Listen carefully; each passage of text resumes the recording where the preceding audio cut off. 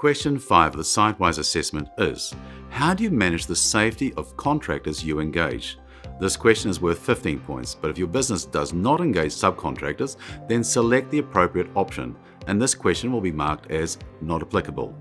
If you do engage subcontractors, you need to have a process in place that shows you how you manage and evaluate their health and safety processes while they're carrying out work on your behalf.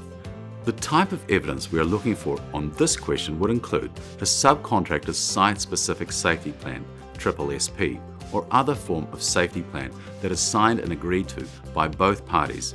Best practice would also include some form of monitoring the subcontractor's work to ensure they are keeping to what's been agreed to.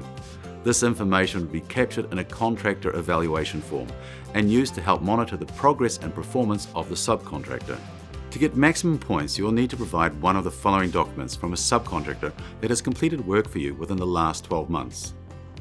Site-specific safety plan, health and safety plan, safe work method statement, risk hazard register, and/or task analysis. Please remember the amount of information requested needs to be in line with the type of work being carried out and the amount of time the job will take. For example, you wouldn't request a SSSP from a contractor who was engaged to paint a couple of doors or is only on site for a short period of time. The important thing is to demonstrate you have a process in place that ensures contractors you engage are managing their risks and hazards, communicating with other workers on site, and ensuring everyone on site is safe, including the public.